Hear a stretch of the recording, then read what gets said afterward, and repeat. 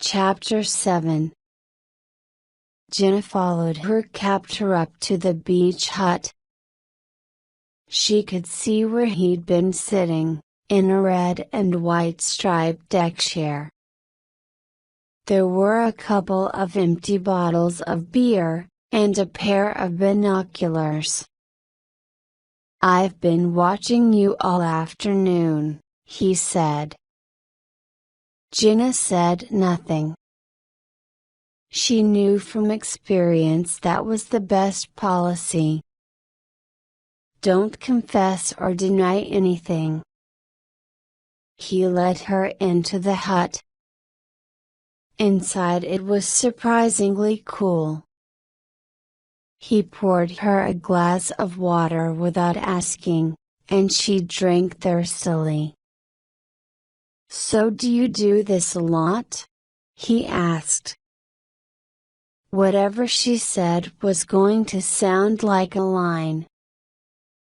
If she told him this was the first time she had ever nicked anything, he would say, "Of course it is," in that nasty voice coppers kept specially for such occasions. "Easier than getting a job," she told him defiantly. "How much did you get?" "I don't know." He held out his hand to take her bag. She had no choice but to give it to him. "So," she asked him, "where are your handcuffs? Are you going to march me back up the beach past everyone?" He pulled out the money. When he saw how much there was, he raised his eyebrows. "Quite a bit," he said, and started to count it. Jenna felt sick with humiliation. Seeing all that money that belonged to other people made her feel even worse than she already did. She just wanted to lie down and curl up into a ball, then go to sleep forever. He was nodding as he counted. 275 quid, he remarked. "Beats working for a living, I suppose." His cool gray eyes stared at her. "No," she said. "Actually, I'd much rather be working." The stress of the last couple of days boiled up inside her. "Do you think I want to do this? Do you think I felt good about myself, sitting there on the beach, looking for the people who I thought wouldn't miss the money?" Suddenly her knees went weak and she saw black dots at the corners of her eyes. She swayed for a moment and shut her eyes. She was going to throw up. She looked around in a panic, her hand on her stomach. "Here." He grabbed the washing up bowl from the sink and thrust it at her just in time. She took it from him and vomited, her cheeks burning. She wiped her mouth, sweat breaking out on her forehead. It didn't get any worse than this.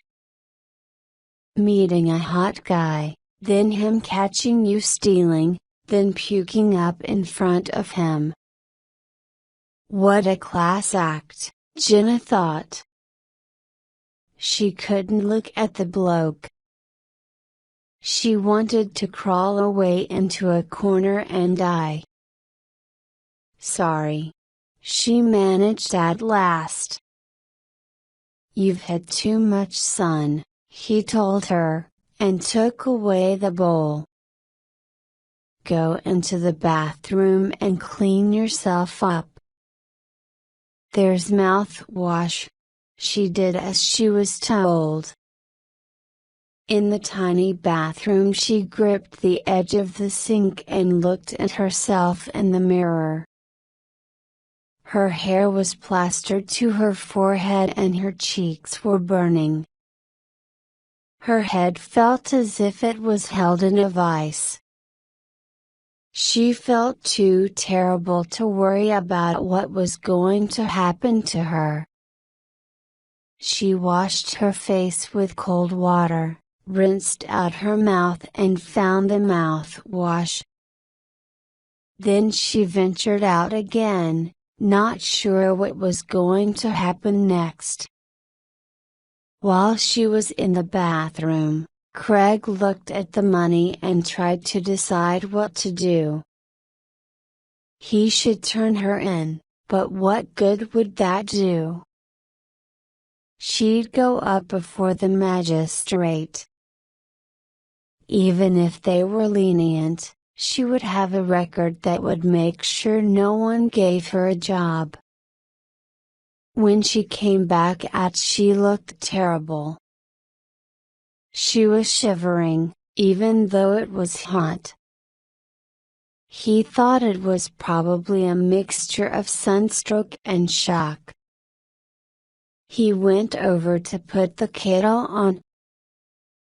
What a cliché, thinking a nice cup of tea could solve anything, but it seemed the best thing to do. She sat down on the settee without being asked, then leaned back and shut her eyes. Her hair was damp where she had washed her face. "I'm Craig, by the way," he told her. "Do you want to tell me your name?" "Jenna," she replied, faintly. He thought she was telling the truth. "Okay, Jenna," he replied, opening the cupboard to find the tea bags.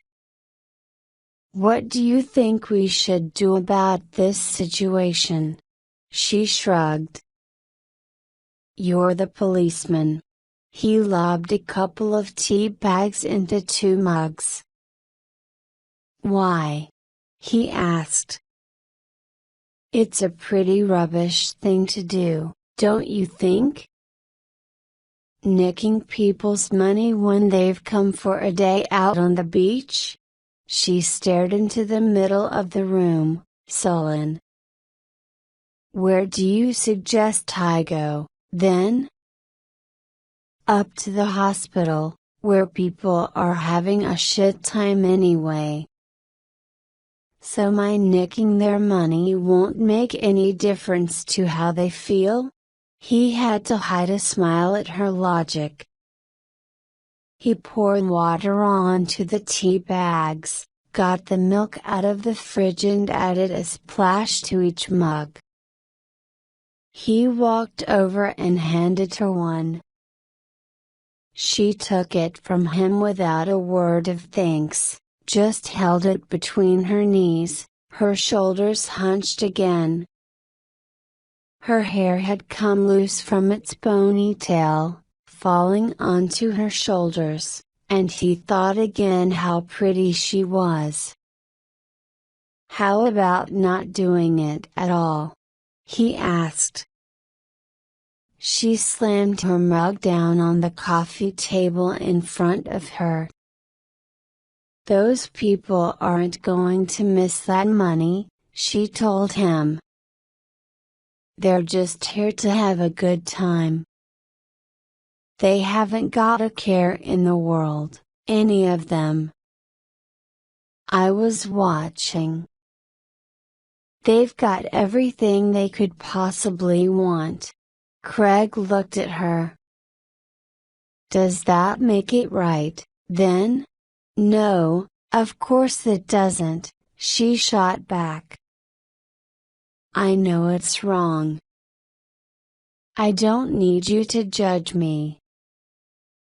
You with your job, and your beach hut, and your surfboard, hanging out by the sea. You don't know what it's like, to have no hope, no money. Nothing. I've got nothing," she shouted at him. I've got the clothes I'm standing up in, but that's it. I lost my job and my boss never gave me my wages. I owe my landlord 400 quid, and if I don't get it, he's going to kick me out. Tell me what I was supposed to do, Mr. Policeman. She spat the last few words out with real venom. Craig was silent for a moment. Actually, he told her, I do know what it's like to have absolutely nothing. She gave a snort of disbelief. Yeah, right. I was brought up on an estate on the outskirts of the city. My brother was a drug dealer, but my mum thought the sun shone out of him because he brought her things. Things he'd nicked. She never took any notice of me. So I decided I'd start nicking things too. The girl looked up in surprise at this confession. Craig gave a wry smile. He didn't think he'd ever admitted this to anyone before. It wasn't something he was proud of. Lucky for me, there was a teacher at my school who could see I had potential. He gave me a really hard time. He went on and on at me until I realized he was right, that I would have more of a chance if I passed my exams. When I got my exam results, 8 GCSEs, my mum didn't take any notice. She was too busy watching the big screen telly that my brother had got her. Craig still remembered his anger now, the feeling of hopelessness, wondering what on earth was the point, and he'd thrown the letter with his results in the bin. His teacher had come to find him, told him how proud he was, showed him everything that piece of paper would allow him to do. 3 weeks later, my brother got shot in a drive-by shooting and I decided to join the police. My mum never spoke to me again, because my brother had taught her to blame the cops for everything. Craig paused for breath. The memory was still painful. So don't give me your sob story. I could have followed in my brother's footsteps. I had every opportunity, I can't tell you. But I didn't. Jenna didn't say anything. She stared at the floor. Eventually she looked up. I'm sorry about your brother, she said. But it's not that easy, you know. Just because you found a way out doesn't mean that we all can. Craig frowned. So that's it, is it? You feel justified? Jenna jumped to her feet. Number. I never felt justified. I felt desperate. Her amber eyes were flashing as she crossed the room to stand in front of him. How am I supposed to pay my rent? It's no good telling me to go to the council. He wants cash. Now. She was trembling with fury. Of course, there's one way I could pay him. I know that. But I kind of thought nicking a few quid from people who wouldn't notice was a better way to go than sleeping with some sleazy bag. Hey, hey, hey. Alarmed by her reaction, He went to put his arm round her shoulder. She shook it off. "Just get off me." She pulled away from him and threw her bag across the room so that its contents spilled on the floor. "I'll leave it up to you to do what you think is best with the money." The next moment, she was gone. The door of the beach hut swung shut behind her. Craig stood in the middle of the room with no idea what to do.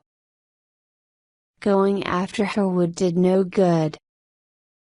He didn't have a solution to her problem. If he did, he would be running the country by now. There were thousands like her, stuck in a trap. He saw them every day, saw the results of their desperation and what they did as a result. He'd made the classic mistake, of thinking that just because he had pulled himself up by his bootstraps, anyone could change their life for the better. He went to the fridge and pulled out a beer. He took off the top with the opener someone had screwed to the wall and took a sip. It tasted bitter. He put the bottle down. Getting drunk was no solution when you felt bad. He saw the results of substance abuse every day. People who took drink and drugs to forget, not to have fun. He walked over to the settee and sat down. So much for a quiet, relaxing week. Instead, what had happened today had brought everything into sharp focus, highlighting all of the things he felt unhappy about. He had, he knew, joined the police for all the right reasons, but now he wasn't sure he was doing the right thing anymore. When he looked at people like Jenna and sympathized with their plight, how could he carry on? Maybe it was time for him to make a difference in some other way. Turning a blind eye today was one thing, but he couldn't do that when he went back to work. The incident had only confirmed for him what he already felt in his gut, that the day was coming closer and closer when he would have to walk away. Chapter 8. Jenna ran all the way back up the beach to the road. Running on the sand was hard work, and she was soon out of breath. She slowed down to a walk as she went through the village towards the bus stop. She passed the ship aground again, and saw the band bringing in the gear for that evening's singing competition. She stopped for a moment, wondering whether she had the nerve to enter. "Don't be stupid, Jenna," she told herself. "You're not good enough." She remembered her birthday, a few years ago now. Everyone had piled round to her house, all her brothers and sisters and their mates and her mates.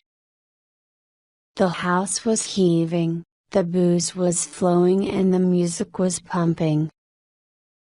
There was a real party atmosphere, even though she hadn't sent out any official invites. For once, the mood in the house was light.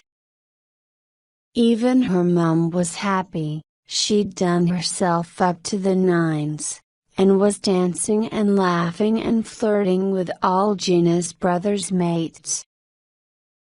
Someone had brought round a karaoke machine. Nicked, no doubt, but everyone started to take it in turns to have a go. Jenna felt too shy at first, but her friends encouraged her. They'd heard her sing and they thought she was great. They weren't going to stop, so Jenna picked up the microphone. She sang Beautiful by Christina Aguilera. Everyone else had chosen upbeat sing-along songs, from bands like the Spice Girls and Take That, so for a moment she felt awkward when she realized everyone had stopped talking and laughing, and was actually watching her. She wasn't note perfect, not by any means. Every time she made a mistake she cringed inside and wanted to run off, but she carried on. When the last note died away, there was silence. Then suddenly everyone broke into wild applause. Jenna couldn't believe she'd actually done it, sung on her own in front of a room full of people. It felt amazing. She felt beautiful, just like in the song. Then her mother had stepped in front of her, grabbed the microphone, put on another song, something rowdy and upbeat. In the blink of an eye she had the whole room singing along with her, cheering and clapping. Jenna was forgotten. Overshadowed. She'd felt invisible again. How could she have thought she was any good? Everyone was drunk. They were just playing along with her. The applause had been empty. They'd have clapped for anyone. The memory burned inside her, and she turned away from the pub and headed to the bus stop. 5 minutes later she was on the bus to Tockham, leaving Everton and the horrors of the day behind her. As soon as she got back to her house, she went into her room, shut the door and leaned against it. She felt numb, unsure whether to laugh or cry or just throw herself onto the bed and go to sleep. She wanted to block out everything that had happened in the past 24 hours. She wanted to block out the future, too. Just one more day and the professor would be knocking on the door, an oily smile on his face, knowing full well she didn't have the rent. She looked around at the shabby furniture and the few things she had that made the room her own. She wouldn't be sorry to leave. Her time here had not been happy. The other tenants in the house had been in no hurry to make friends. She had never felt comfortable bringing anyone back here. Her friends would have been shocked, even though they might not live in palaces themselves. As she looked around, Jenna understood that she had no choice but to go back home. She would go now, tonight. She would save the professor the pleasure of evicting her. She couldn't stand the thought of his face as he made her pack up her stuff. And this way, she wouldn't have to owe him the money. He might try to track her down and chase her for it, but at the end of the day how could you get money out of someone who didn't have any? For the next half hour, Jenna went through her wardrobe and her drawers, sorting out everything she wanted to take with her.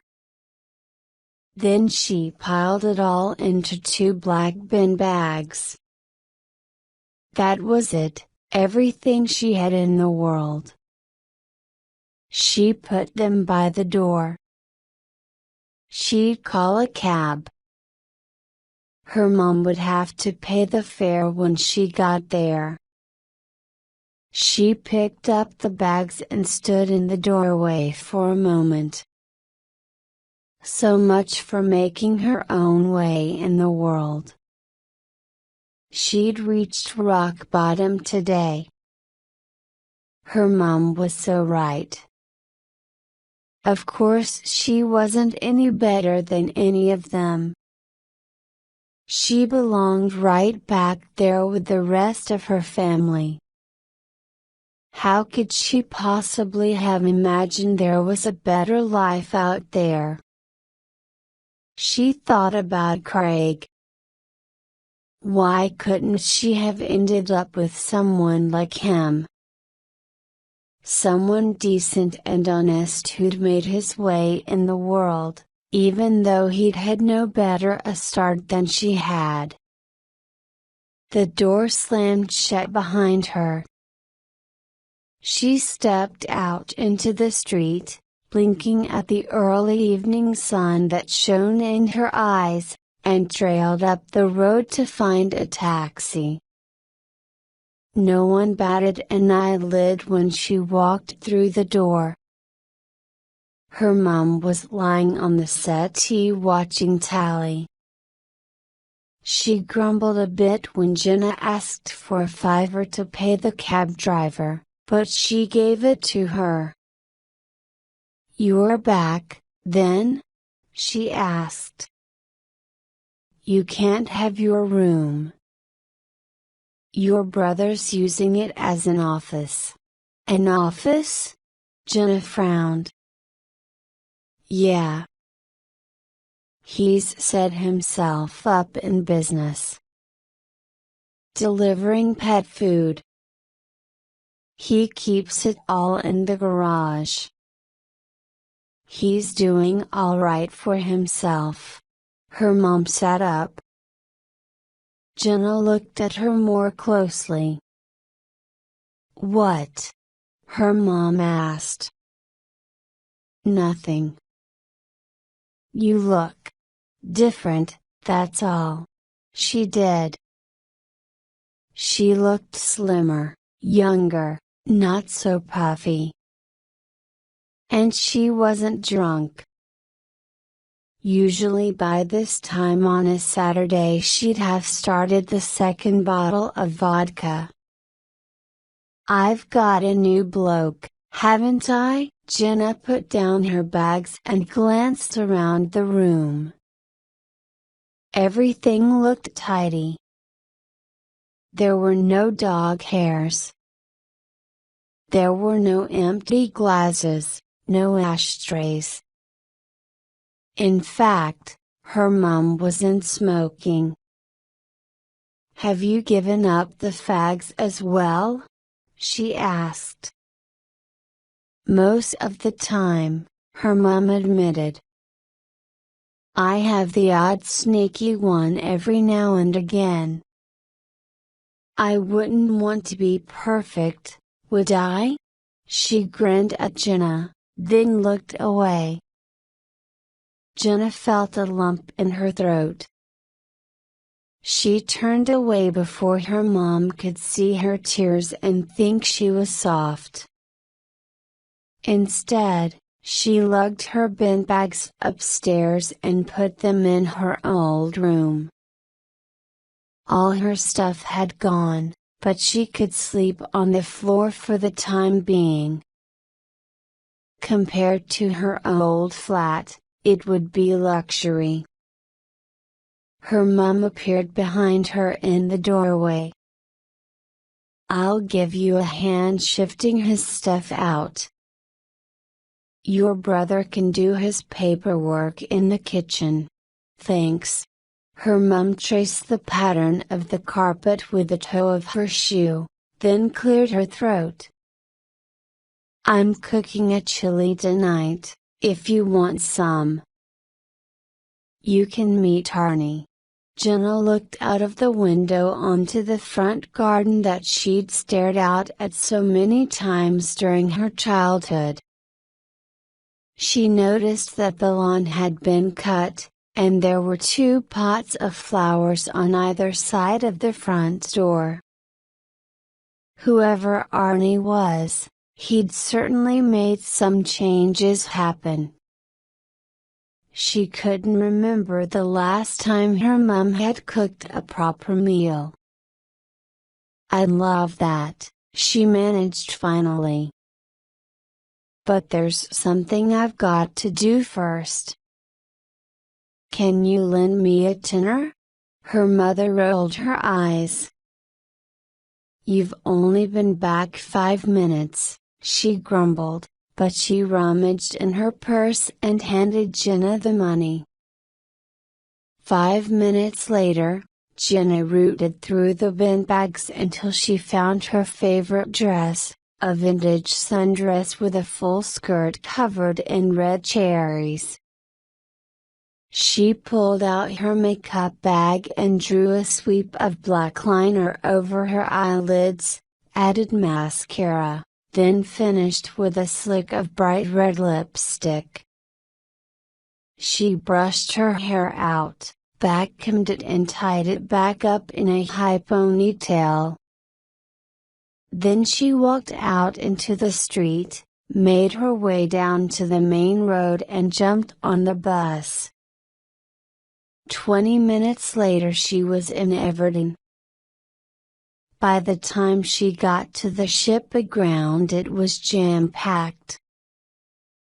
Tourists and locals mingled, the tourists pink from the sun. The bar staff poured pint after pint and filled up jugs of sangria. The competition was in full swing. The in-house band provided the music from a list of favorites as contestant after contestant got up to sing. Jenna signed herself up for the competition before she could change her mind. She read the list of songs to choose from and made her choice. She sat in a corner of the bar and listened. The range of talent was quite varied. Some murdered their songs with good humor, while others took their attempts very seriously. She was as good as any of them. She knew she was. And suddenly it was her turn. As she stood at the microphone, she remembered all the people who had listened to her sing over the summer, their smiles and their encouragement. She could do it, she knew she could. She heard the opening bars and her mouth went dry.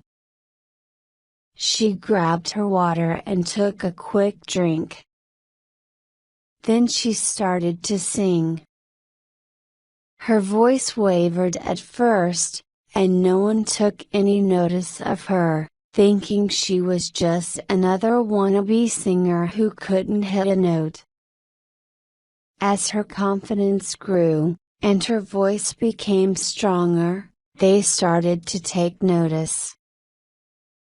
By the time she had reached the first chorus, people in the crowd were exchanging glances of surprise. She could tell they thought she was good. She smiled and shut her eyes, and her voice soared above the crowd as she took the emotion in the lyrics to another level. Suddenly she felt as if she was on another planet. The crowd swayed and sang with her, raising their fists in the air to show their appreciation. It was the best feeling in the world. As the closing bars approached, and she gave the final lyrics her all, she looked across the audience and saw Craig standing at the back. His hands were in his pockets as he watched her. She couldn't read the expression on his face. Her eyes locked with his, and she felt her heart begin to race. Was he going to march up on stage and arrest her? It was what she deserved, after all, but she threw back her shoulders and finished the song, holding the last note for as long as she could. She finished and there was silence. She met those cool gray eyes defiantly. If he was going to arrest her, she would walk out with dignity. As she stood there waiting, the audience broke into wild applause. There were whistles and whoops and cheers, 10 times more than there had been for the people on before her. In that moment, he smiled, and as she smiled back he gave an approving nod. She came off the stage and pushed through the crowd towards him. People patted her on the back as she walked past, saying, "Well done. It was a wonderful feeling." "I need to get out of here," she told him. "I need some fresh air." She pushed outside into the cool night air, and he followed her. She stood on the patio outside, the sea breeze ruffling her hair. "That was amazing," he told her, and she shrugged. "Yeah, but what am I?"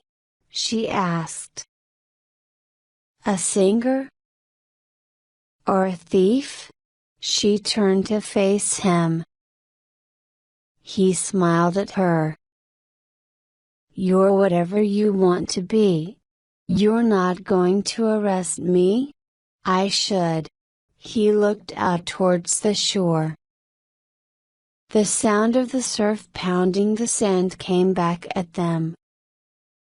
"But I decided something today.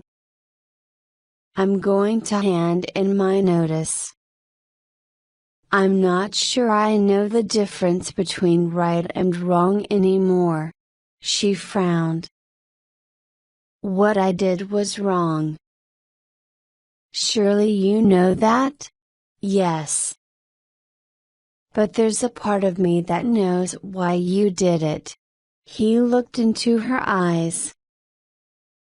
"And a part of me that knows you won't do it again." Someone opened the door and whistled over to her. "Oi," they said. "Come back inside. You've won." Jenna looked at Greg. She couldn't believe it. Her heart was pounding as he put his arms round her and pulled her to him, holding her tight. Jenna went back in and collected her prize money. £100, all hers unfairly won. Then she had to go back on stage and sing the song all over again. This time she felt confident, and she looked right over the audience and held Craig's eyes all the way through. He believed in her, she thought, and a warm glow filled her heart. Afterwards, they went outside and sat on the wall to drink the bottle of wine the ship aground had given her as part of her prize. "I handed in the money you stole to the beach office," he told her. "I said I'd found it chucked behind my hut. They said if no one came to claim any of it, they would donate it to charity, the RNLI. They pay for the lifeguards and lifeboats, so it seemed to make sense." Jenna nodded her approval. The two of them were silent for a moment. Then Craig put down his glass and took her hand. "Come on," he said. "Let's get out of here." They walked back over the sand together and sat on the steps of the beach hut, their bare toes in the sand. "This started out as the worst day of my life," said Jenna. "But it's ended up as the best." Craig said nothing, just slid an arm around her shoulder.